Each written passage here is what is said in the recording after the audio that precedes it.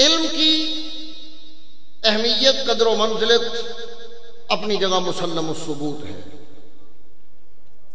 ہمارے ہاں جو مسئلہ نزاعی بنا ہوا ہے وہ میرے اور آپ کے یا علماء کے علم کا نہیں ہے، بلکہ انتہائی افسوس سے، انتہائی دکھ سے یہ کہنا پڑتا ہے کہ جو مسئلہ نزاعی ہے وہ نبی کا علم بنا ہوا ہے۔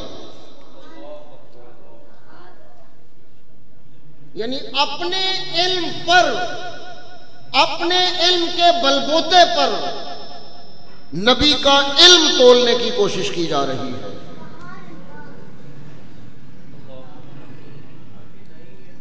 پوری کائنات میں، یاد رکھیے، پوری کائنات میں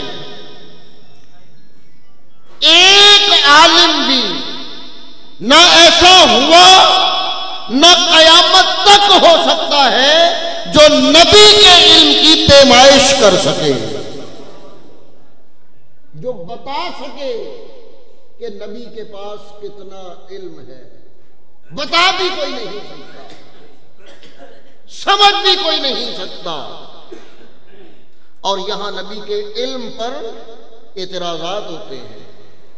وہ ہمارے ایک بزرگ حضرت مولانا محمد عمر اشروی علیہ رحمت الرحمن، آپ فرماتے ہیں کہ ان کا ایک مناظرہ ہوا تھا علم غیب پر۔ علم غیب پر پہلے مناظرے ہوتے تھے پہلے دور میں، اب وہ دور گزر گیا ہے۔ تب بندوقیں نہیں تھی، پسٹل نہیں تھے، بم نہیں تھے، اس لیے مناظرے ہوتے تھے۔ تو اب مناظرے نہیں ہوتے الا ماشاء اللہ، قوت برداشت ختم ہو چکی ہے۔ مناظرہ ہوا ان کا علم غیب پر، 15 دن بعد کی تاریخ مقرر کر لی گئی، مقام جگہ متعین کر لی گئی، وقت مقرر کر لیا گیا۔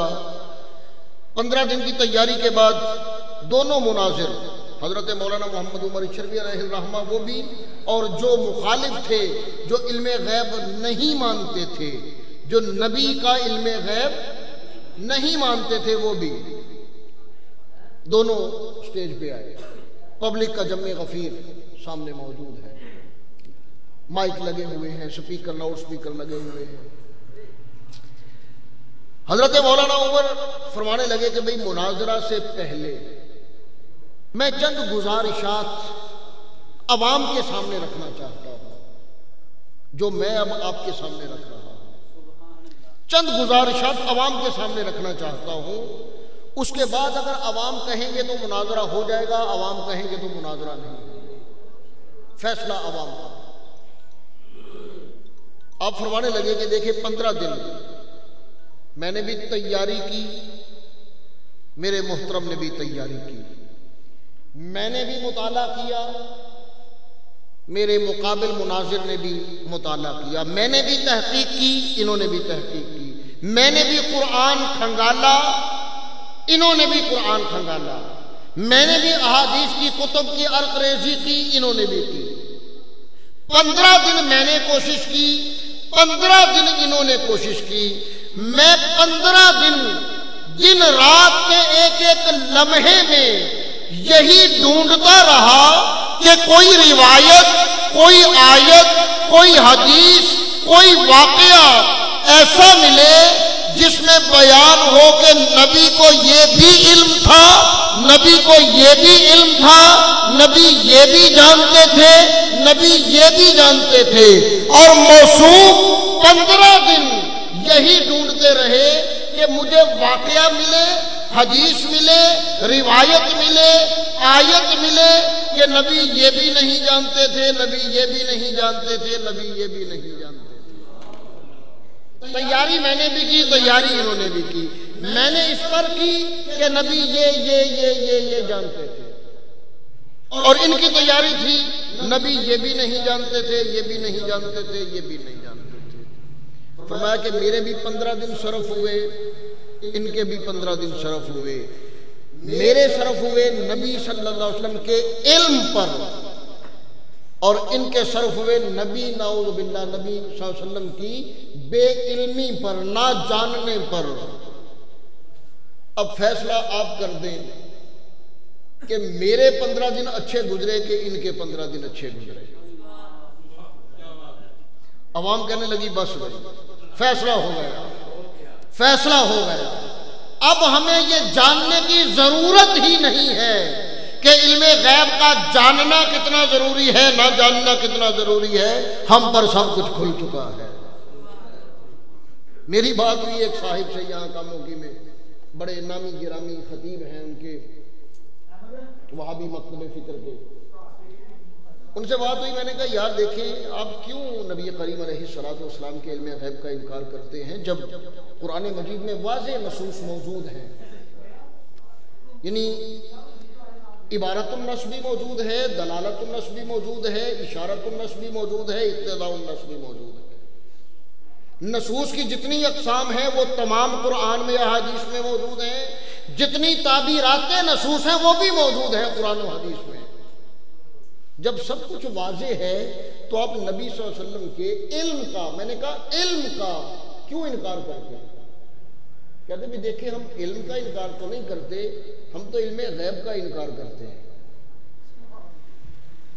علم کا انکار، نبی کے علم کا انکار نہیں کرتے، علم غیب کا۔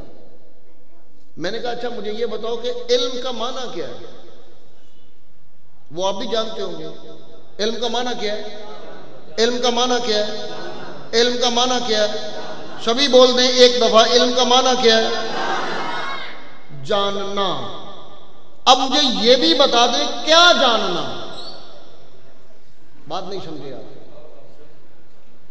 علم کا معنی جاننا، کیا جاننا؟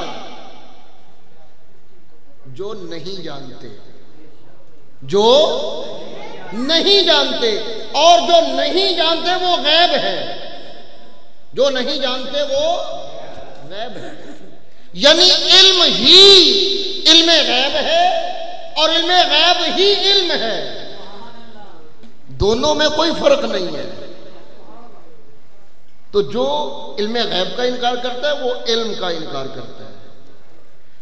ہمارے پاس علم نام کی کوئی چیز نہیں ہے، فیض ہے اولیاء کا، علماء کا، صحابہ کرام رضوان اللہ علیہم اجمعین کا، اور بالخصوص آقا دو جہاں علیہ تحیت و ثنا کا۔ تو اللہ تعالیٰ اسی فیض کے سائے میں ہماری زندگی کی سانسیں تمام ہوں، اور آخر میں پھر یہی گزارش کہ علماء کی قدر کریں، علماء کو ان کا وہ سٹیٹس، وہ عزت، وہ مرتبہ، وہ مقام دیں جو ان کا حق ہے۔ آپ ان کا حق انہیں دیں گے تو علماء پیدا ہوں گے، اور آج ضرورت ہے علماء کی۔ اللہ تعالیٰ اس محفل کو اپنی بارگاہ میں قبول فرمائے۔ قبلہ حاجی صاحب اور ان کے صاحبزادگان نے بہت بڑی کوشش کی، اللہ تعالیٰ ان کی اس کوشش کو، اس کاوش کو اپنی بارگاہ میں قبول فرما کر ان کے لیے توشہ آخرت اور ذریعہ نجات بنائے۔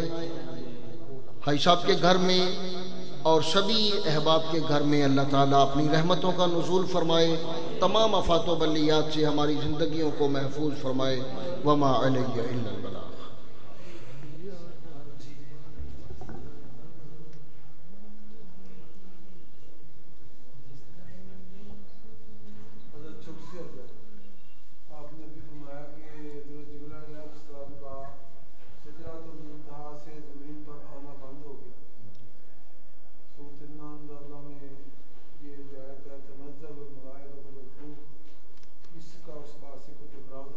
کوئی ٹکراؤ نہیں ہے، اس آیت میں جبریل امین کا ذکر نہیں ہے،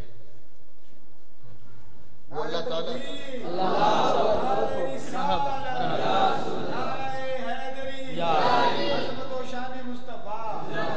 اس میں وہ جو لفظ الملائکہ ہے اس میں جو لام تعریف ہے اسے، اس لام تعریف کو استغراق نہیں کہتے، وہ تخصیص کی لام تعریف ہے، تو اس میں کوئی ٹکراؤ نہیں ہے، کوئی مسئلہ نہیں ہے۔